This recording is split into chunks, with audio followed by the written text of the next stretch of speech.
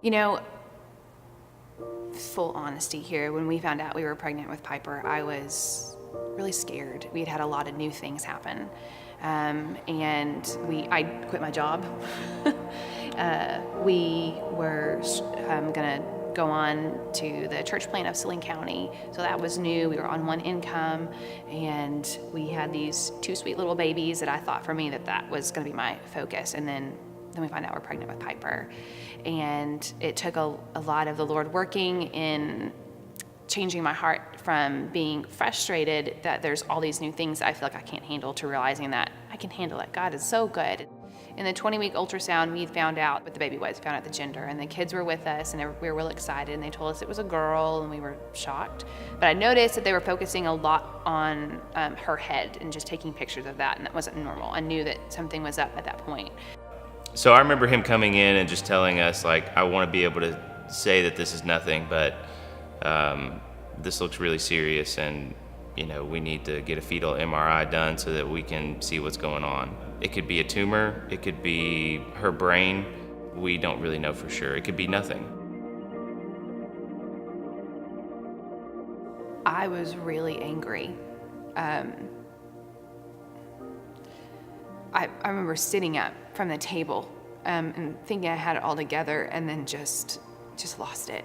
I couldn't understand why we'd gone through a lot of shock finding out we were pregnant with her, and then ultimately coming to this joy of having this baby and finding out, the great thing of what the gender is, and then thinking this baby girl is not gonna survive.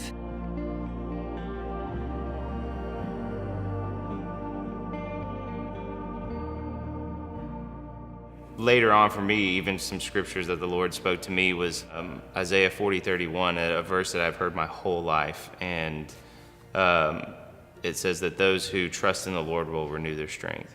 I was like, I thought this verse said those that wait on the Lord. And it was like they were being used interchangeably. I was just thinking like the Lord was just saying, like, in your waiting, like, you can trust me. It's a very active thing. So from there, after that, it was just this hope that sort of filled us. And I think one of the things that we knew that we needed to do was to speak to people about it.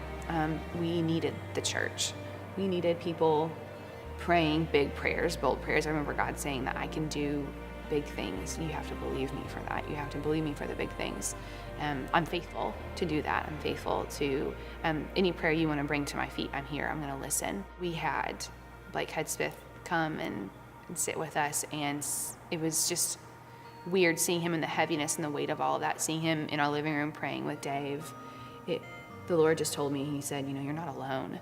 You're not alone in any of this. And I lost it again and started bawling, and I couldn't believe that we were just so deeply loved by so many people that they would spend their time praying for us and praying for our baby girl. I think one of the most beautiful things about it was how much the unknown reflected God's glory. People that may not have known the Lord were in that room listening to us call out for her to be healed, and knowing that his power is, that he's good, and that he's sovereign over her. And so there was just a lot of peace and joy. And she came and she was crying, and it was amazing. She had to go to Children's Hospital, and we stayed there for a week, and we thought that we were gonna have to be there for months. We found out that it was a hemangioma later on after she was born. I think there was some different doctors who had different opinions on what it was. Even the Lord knew at that time that Piper is going to be okay, that while what she has was really rare, that we have a doctor that's world renowned in what he does, and he's able to take care of her. And once he saw her, he said, we're not going to remove anything, we're going to wait. More waiting. So we were like, what? Bring it on. I can Okay. wait. I'll wait all day. I'll wait all year. It doesn't matter to me. At the time, it was pretty amazing to think that she could handle life that way with waiting. This thing was massive. It was the same size as her head. She seemed like a little delicate porcelain doll, but she was fine. And in the waiting, it has shrunk.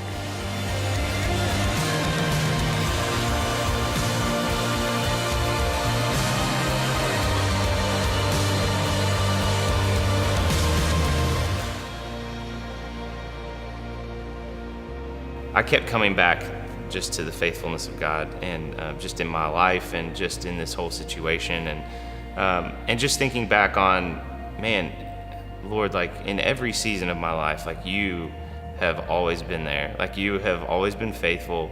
I've always been able to trust you. There's no reason for me not to ever trust you. This song came so quickly. I just remember I was constantly thinking about the lyrics and the melody, and I got up on my phone and wrote a note, and I just started writing out the lyrics, just every line. And during that time, we were talking about going into John 14 through 16 at the church, and talking about abiding in Christ and remaining in Him. And that's where all of our life comes from, because we can't produce fruit on our own. We can't do anything on our own apart from Christ. Like, we have to stay in Him. We have to abide in Him.